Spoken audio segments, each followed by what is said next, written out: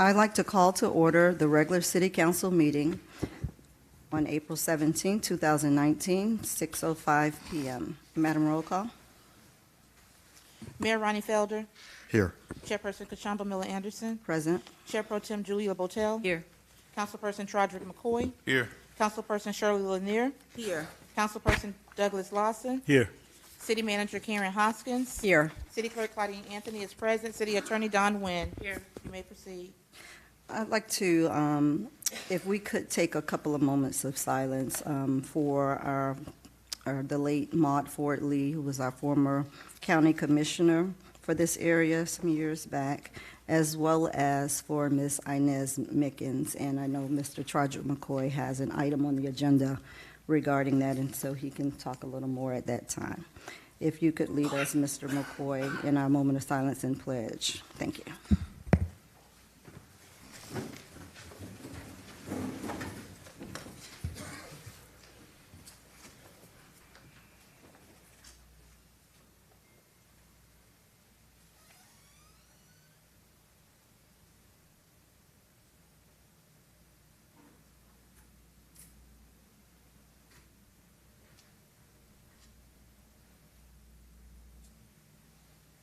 I pledge allegiance to the flag of the United States of America and to the republic for which it stands, one nation, under God, indivisible, with liberty and justice for all.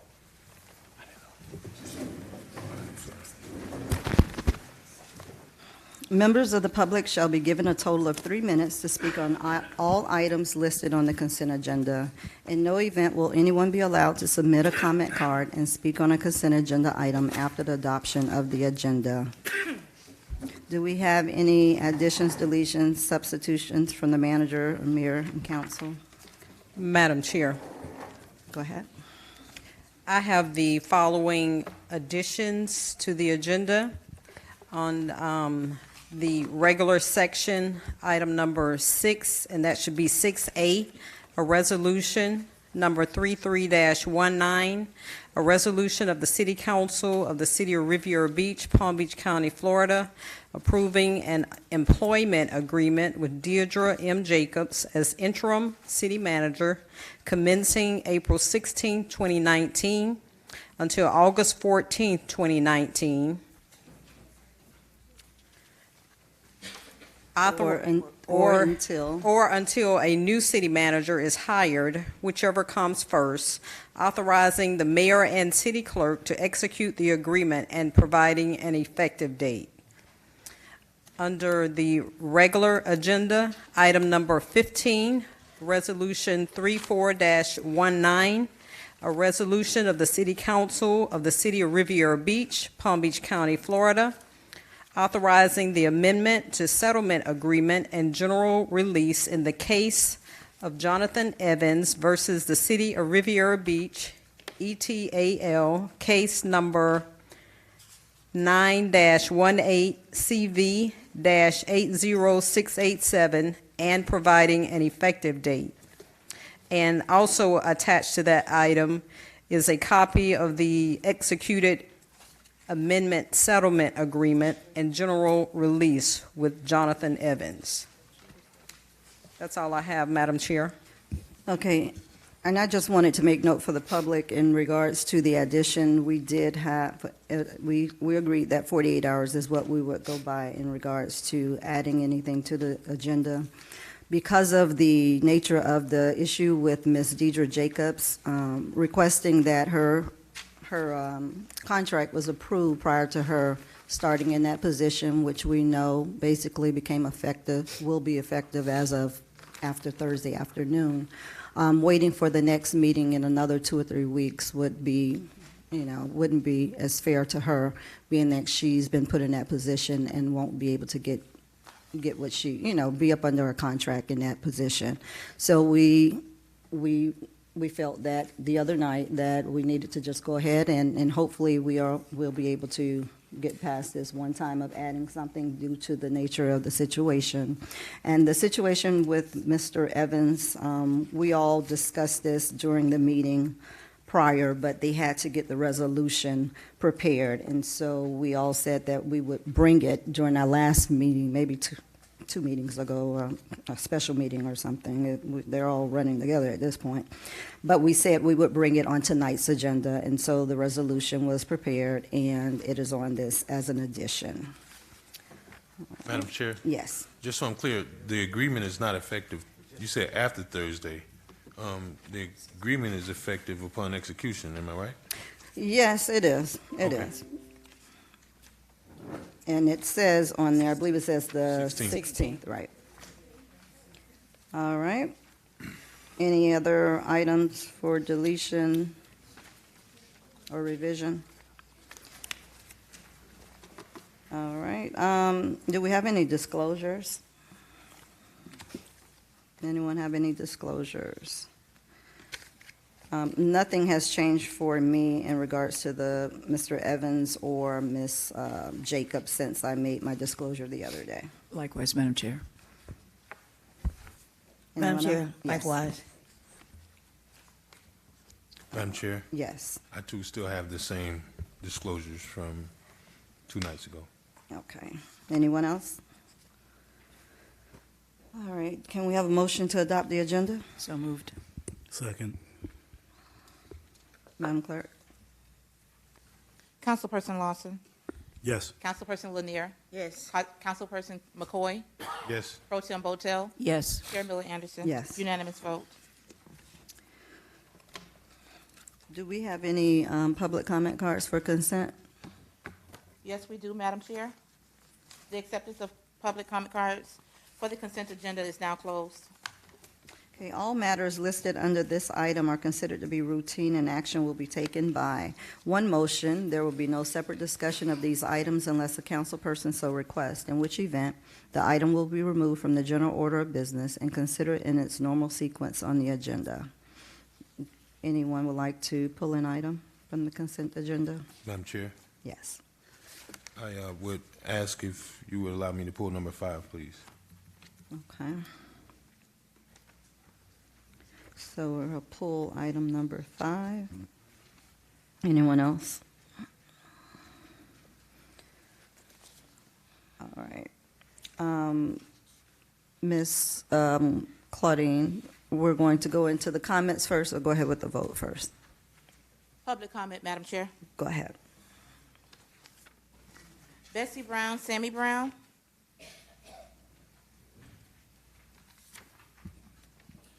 Bessie Brown.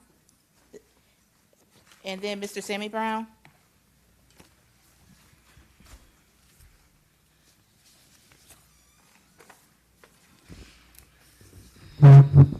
Good evening. I put Good evening. Bessie Brown.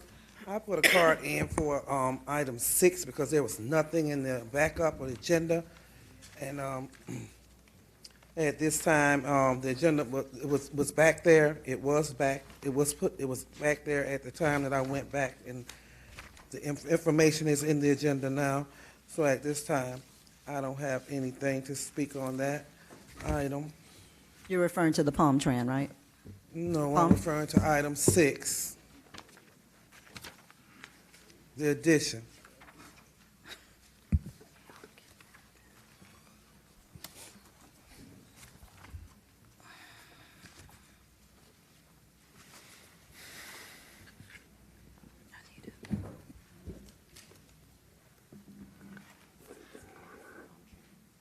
Item 6 is D. Can someone get me a new agenda, please? Claudine. I don't have. Okay, so you don't need anything? Madam Chair, Yes. if this is not the same agenda that's posted, I would need one as well. Can we all just get a new agenda up here, please? All right. Thank you. Madam Chair, Yes. because you all added the agreement for Ms. Jacobs, I took down the agenda, added the item, along with the contract and reposted the agenda. Okay, So and- if you're looking at it electronically, you'll see all the backup. Okay, and that's fine as long as we, just let us know and then we can have it printed, because I usually have a printed copy that I go by, just as long as we know. Hey, it's your last day anyway.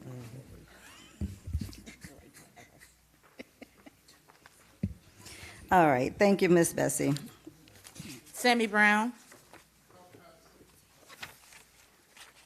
All right, and we have a motion to approve the consent agenda with item number 5. Is it still 5 being pulled Yes, Madam Chair. on the new agenda? Yes. The Mickens, is that the one you're talking Yes. about? Okay. All right, Madam Clerk? Second. We need a second. Did somebody second? I'm sorry. Somebody second. Okay, Madam Clerk? Councilperson Lawson. Yes. Councilperson Lanier. Yes. Councilperson McCoy. Yes. Pro Tem Botel. Yes. Chair Miller Anderson. Yes. Item number 5, a resolution of the City Council of the City of Riviera Beach, Palm Beach County, Florida, approving the renaming of the right-of-way presently known as West First Street, spanning from President Barack Obama Highway to Avenue O to Inez Mickens Street, and providing an effective date. You have a motion? So moved. Have a second? Second. All right. Ms. Hoskins or Mr. McCoy? Thank you, Madam Chair. Members, if you recall, last week I did bring to the attention that I wanted to, I've had been asked by a couple of individuals about recognizing Ms. Mickens by renaming West First Street as Inez Mickens Street. And unfortunately, it's certainly a bittersweet moment because we learned today that Ms. Inez Mickens has passed away. So I certainly will ask my members to support me in this resolution with a vote of affirmative in passing this resolution renaming First Street as Inez Mickens Street. All right, do we have any public comment cards on this? No, item? Madam Chair, that was a consent agenda item that was later pulled. Okay, no. Madam, All right. Does someone have any comments? And I certainly want to support this item. I know that Ms. Mickens really cherished her community and making sure that it was beautiful at all times, especially in her immediate area. She really took pride in keeping the city's property very nice and neat. She wanted to make sure that the streets were cleaned at all times, and she will be dearly missed by me as well as my husband and family. So our prayers are out to the family, and I do support this item. Anyone else? All right. Madam Chair, Go ahead. upon potential passage of this item, I would ask if you can indulge me to really briefly, and I wouldn't even call it a presentation since I don't like unannounced presentations, to provide a letter to the family from State Senator Bobby Powell and also a commemorative street sign. Okay, and I did request for a proclamation to be done from the city for her, and then Ms. Hoskins will get with you all, okay? All right, Madam Clerk? 14. Councilperson Lawson, Yes. Councilperson Lanier, Yes. Councilperson McCoy, Yes. Pro Tem Botel, Yes. Chair Miller Anderson. Yes. Unanimous vote. Thank you, And- member. You're welcome. Can I have a moment, Madam Sure. Chair? So I would ask Ms. Linda Williams if you could join me at the podium, and I'll present you with the letter from State Senator Bobby Powell and also the commemorative street sign of Inez Mickens Street. And family.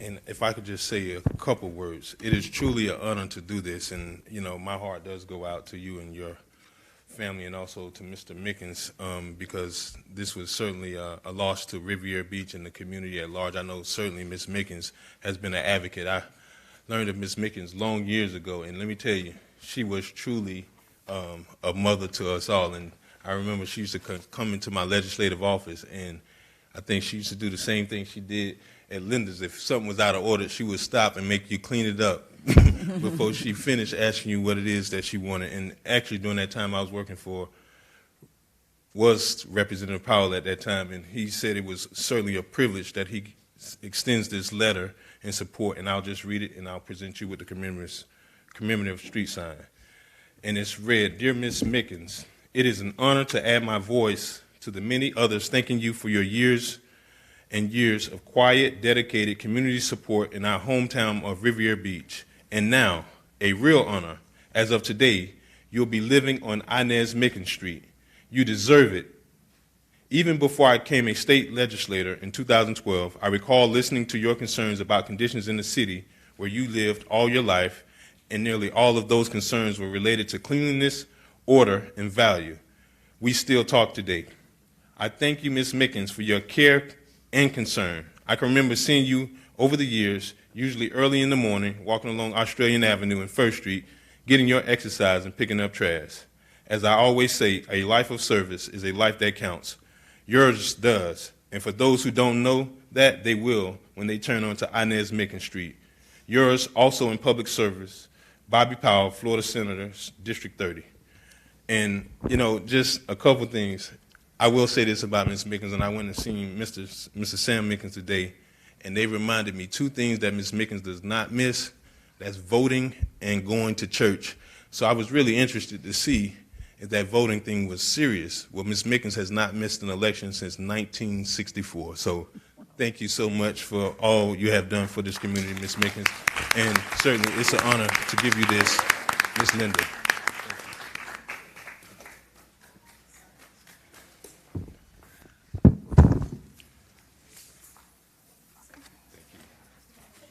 You want to Sure, please. turn, they're trying to take a picture. Here, let's turn around. Get in the front.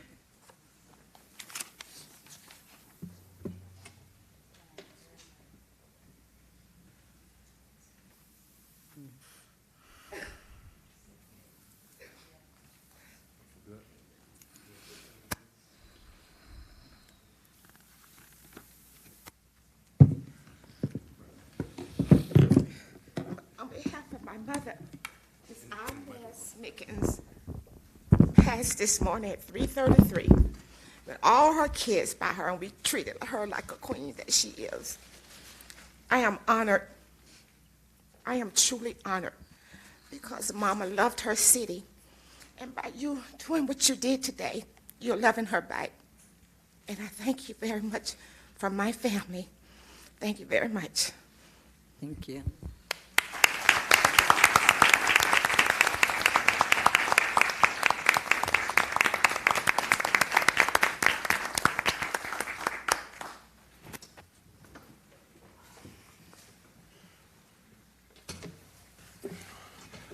Thank you, Madam Chair. Madam Chair, we are now on to item number 7, presentation and discussion by Palm Trans staff on issues related to the Stony Brook bus stop relocation. Madam Chair, we do have public comment cards on this item. The acceptance of public comment cards on this item is now closed. All right. Good evening. Good evening. Good evening. Terrence Bailey, your Public Works Director. As you know, we've been working directly with Palm Tran over the last few years in reference to many bus stops, but specifically come today to bring you an update on the Stony Brook bus stop, as there was a lot of community consternation and working back and forth with Palm Tran in an attempt to restore the existing location at Stony Brook. So with that, I'll turn it over to the Palm Tran staff. Thank you, Mr. Bailey. My name is Nakasha Wells. I'm the Senior Manager of Governmental Affairs for Palm Tran. And I wanted to, one, congratulate all of the new council members. And that's part of the reason that I'm here tonight, because I wanted to give the new members the benefit of some background information on exactly how we got here and what the update is. Palm Tran recently completed its route performance maximization project, which was basically a complete system-wide overhaul to our bus network that we hadn't done in 22 years. So now, approximately 6-7 months later, we are realizing some early successes with the RPM project, both increased on-time performance and gains in ridership. Many of our routes in Riviera Beach were extended in both hours and frequency, resulting in enhanced access for many residents of the city. The RPM also resulted in a change to the bus stop as well as the route that serviced the Stony Brook community located on MLK. In the last couple of months, we met with two of the former council women, Lynn Hubbard and Tanya Davis Johnson, as well as Stony Brook residents and Stony Brook management regarding some of their concerns with the route being eliminated as well as with the bus stop being moved from where it originally was at the entrance to the Stony Brook community over to Avenue U. On February 15th, Palm Tran staff engaged in a town hall style meeting with approximately 20 Stony Brook residents. At that meeting, that was really the first time that we really realized that it wasn't just the stop being moved from in front of the Stony Brook community that was the issue. It was the redirection of Route 21. So once we found that out, we got feedback from the residents. They were saying that there were points of interest on that route that were very important to them, particularly St. Mary's Hospital. They also frequented the grocery store on 45th Street and Australian, and the new Route 30 was not allowing them regular access to those stops on what we call a one-seat ride, where they wouldn't have to transfer to another bus in order to be able to access those stops. On February 20th, we came here and we presented to the commission to get some more feedback from the residents. And after that, we had a service board meeting with the Palm Tran Service Board, which basically we have to present any potential service changes to our service board. They approved, based on the feedback that we got from the residents, they approved the redirection of Route 21, and I actually have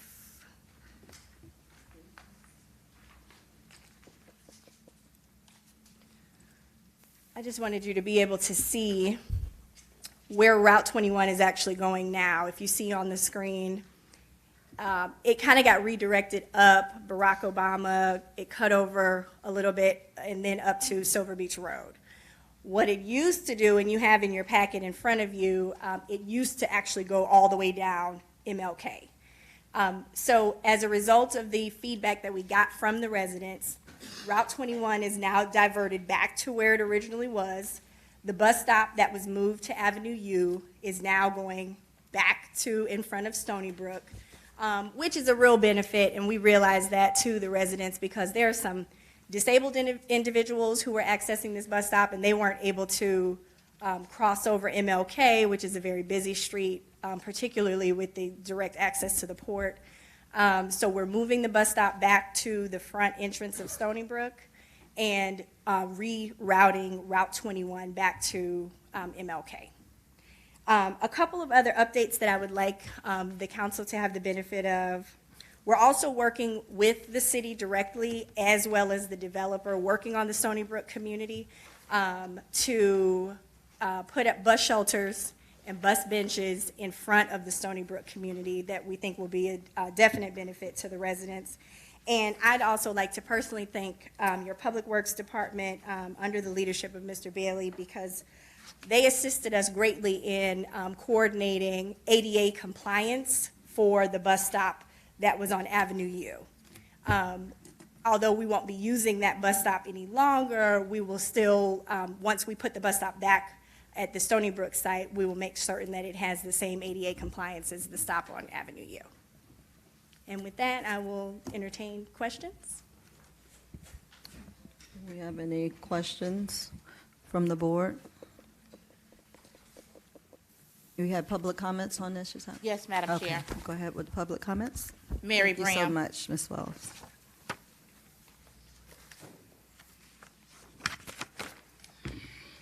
Good evening, Mayor Bram, Good Riviera evening. Beach. apparently, I'm one of the stakeholders that have a vast interest over there in Stony Brooks.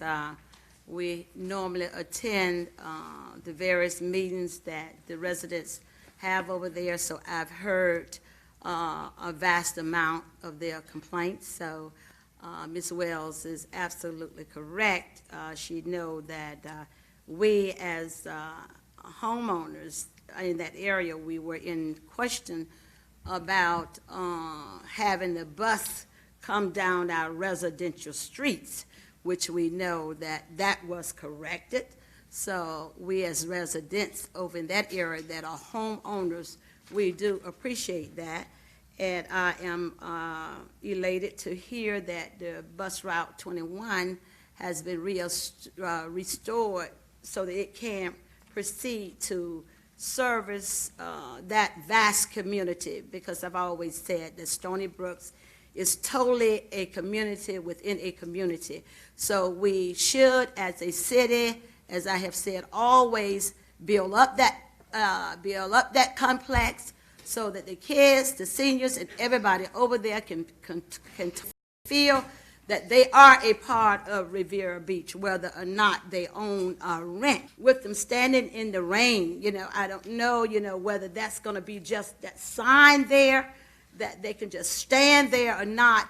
If we're going to do these things there, we need to make it accommodative so that those peoples there will be able to, wait for the bus, the sun, the rain, that sort of equipment and stuff that they need. Other bus routes, they do have that. So that also is in question about. So I also would like to, even though she is not here, but Ms. Tanya Davis Johnson, in our last meeting, she concurred to getting that bus route 21 back there, because that was stated in a meeting that we had, and she was over there too. And so all of those accommodations and stuff there, we would like to see that workable for that community within a community over there. So I would like to know whether or not getting with the manager of that complex there, is there any way with that bus stop that it can have, other bus stops that have, you can sit there without being in the rain, snow, or sleet, which we do not have snow, but making them comfortable. Thank you. Do we have any other public comments? No, Madam Chair. Okay, do we have any comments from the board? Madam Chair, Go ahead. Ms. Wells, thank you so much for addressing the concerns of Stony Brook.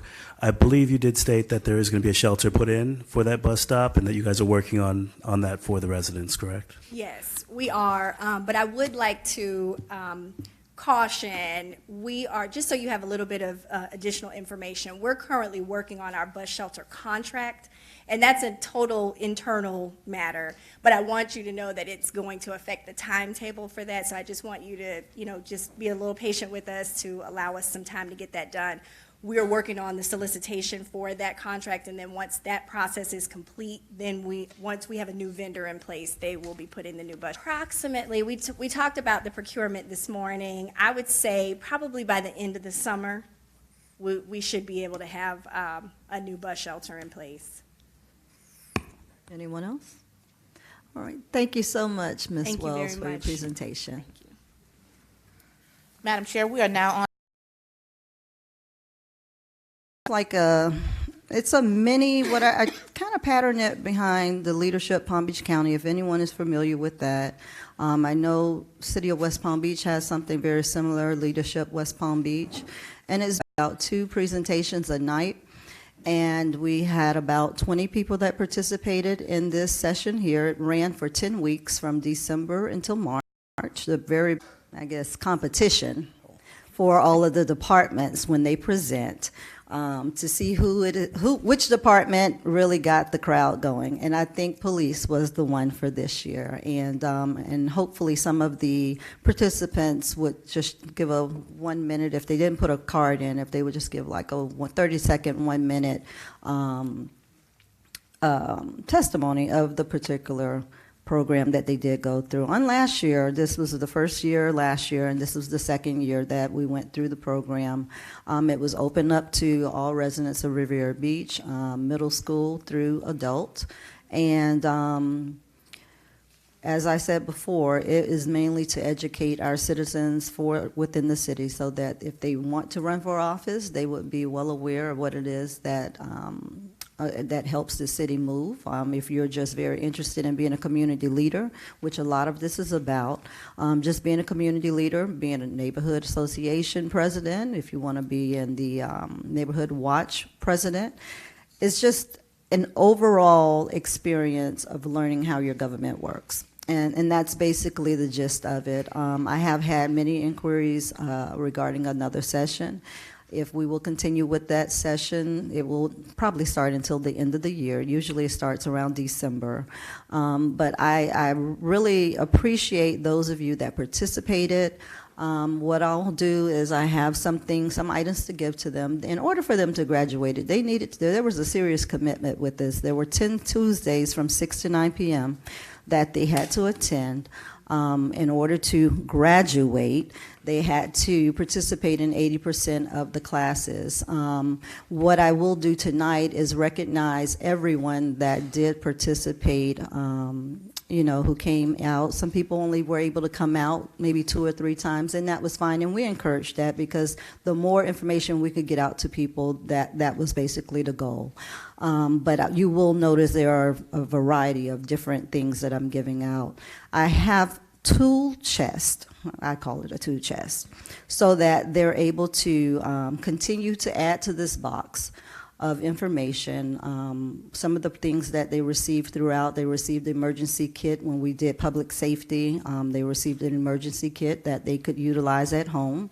We also have leadership books that they will be presented with at the end as well. So I encourage you all to participate later on if you are interested, and I hope those of you that participated this year enjoyed yourselves and learned a lot about our city. So I'll come down and I'll call you up quickly, and then we'll go through this. And if you all could just kind of hold your applause to the end, and that way we'll get through it very quickly. Thank you.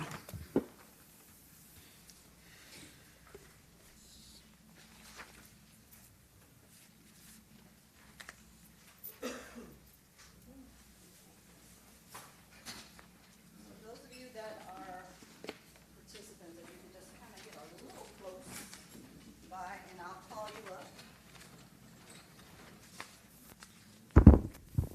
So everyone will receive a certificate of some sort.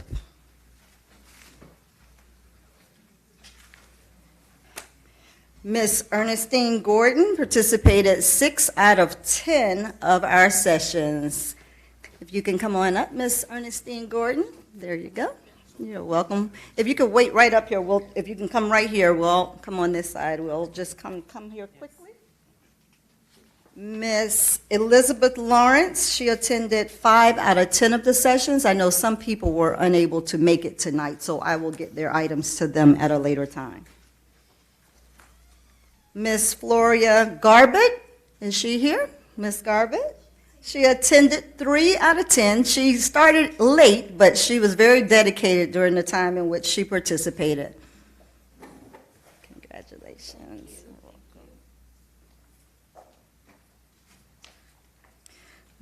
Miss Erica Davis, and I should mention that we had several people that participated for their second year, and Miss Erica Davis participated 3 out of 10. She was in campaign mode, so I understood and accepted her absence, but she did go through the whole program on last year. Miss Karen Payne participated 6 out of 10 of the 10-week sessions. Miss Margaret Shepard participated 6 out of 10 of the sessions. Miss Barney Larson. Is Miss Barney not here tonight? Oh my. Okay, all right. Miss Barney Larson participated 7 out of the 10.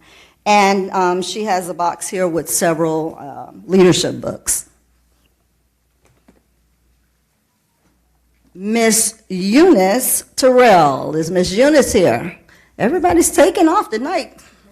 So we meeting them out lately. Miss Mary Bram. Miss Bram participated 8 out of the 10 week sessions.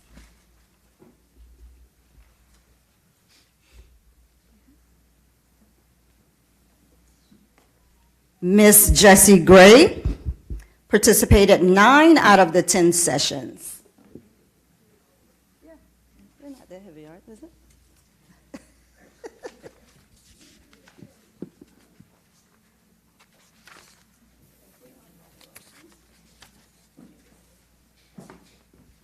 Mr. Frederick James participated 9 out of the 10 sessions.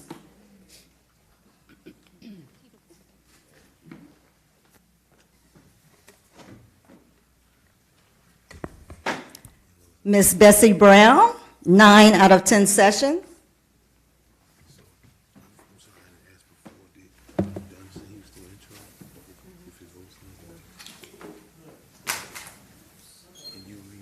Okay, we're going to check.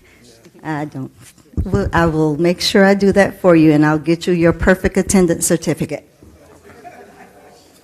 Maria Halliburton, unfortunately, she wasn't able to come tonight, but she had 10 out of 10 sessions as well. Miss Miranda Bradley, she had 9 out of the 10 sessions. She wasn't able to make it tonight either. And we have Mr. Robert Miller. He had 9 out of 10 sessions. He's not here. And Miss Darlene Cruz and Anna Cruz.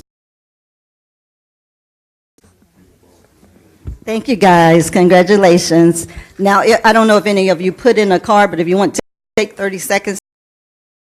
Every residence to attend. It teaches you a lot about the internal operations of the city. I did take it the first time.